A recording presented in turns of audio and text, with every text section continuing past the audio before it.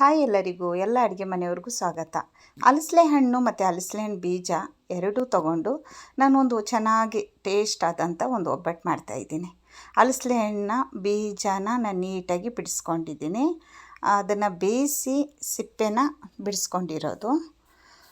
ಇಲ್ಲಿ ಹಲಸಲೆ ಹಣ್ಣು ಕೂಡ ನೋಡಿ, ಇದನ್ನು ಸಿಪ್ಪೆ ಎಲ್ಲ ತೆಗ್ದಿದ್ದೀನಿ. ನಾನು ಹಣ್ಣು ಮತ್ತು ಬೀಜ ಎರಡೂ ಕೂಡ ಸೇರಿಸಿ ಮಿಕ್ಸಿಯಲ್ಲಿ ಮತ್ತು ಬೆಲ್ಲನ ಕರಗಿಸ್ಕೊಂಡಿದ್ದೆ ನಾನು ನೀಟಾಗಿ. ಅದನ್ನು ಸೋಸ್ಕೊತಾ ಇದ್ದೀನಿ. ಪಾನಕನ ಅದಕ್ಕೆ ಸೇರಿಸ್ಕೊಂಡು ರುಬ್ಕೊತೀನಿ.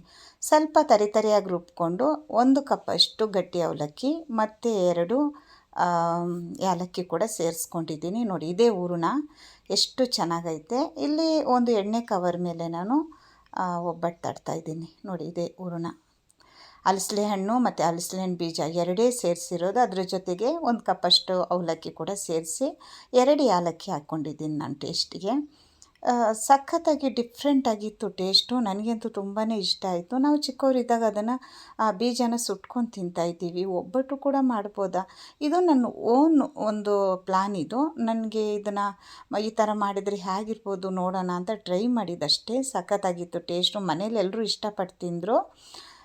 ನಾನು ಒಂದು ಬೀಜನ, ಈ ಒಂದು ಹಣ್ಣಿನ ಬೀಜನ ನಾನು ಬೇಯಿಸ್ಕೊಂಡು ಒಂದು ಮಿಲ್ಕ್ ಶೇಕ್ ಮಾಡ್ಕೊಂಡು ಕುಡಿದೆ 1 ಗ್ಲಾಸಷ್ಟು. ಅದು ಒಂಥರ ಬಾದಾಮಿ ಹಾಲು ಕುಡ್ದಂಗಿತ್ತು ಟೇಸ್ಟು. ತುಂಬಾ ಡಿಫ್ರೆಂಟಾಗಿತ್ತು, ಸಖತ್ತು ಟೇಸ್ಟಾಗಿತ್ತು. ಇದರಲ್ಲಿ ಇನ್ನೂ ಏನಾದರೂ ಮಾಡೋಣ ಅಂತೇಳ್ಬಿಟ್ಟು ಒಬ್ಬಟ್ಟು ತಿನ್ನೋಣ, ಒಬ್ಬಟ್ಟು ಇಷ್ಟ ನನಗೆ, ಒಬ್ಬಟ್ಟು ಮಾಡ್ಕೊಂಡು ತಿನ್ನೋಣ ಅಂತೇಳ್ಬಿಟ್ಟು ಒಬ್ಬಟ್ಟನ್ನ ರೆಡಿ ಮಾಡ್ಕೊಂಡಿದ್ದು.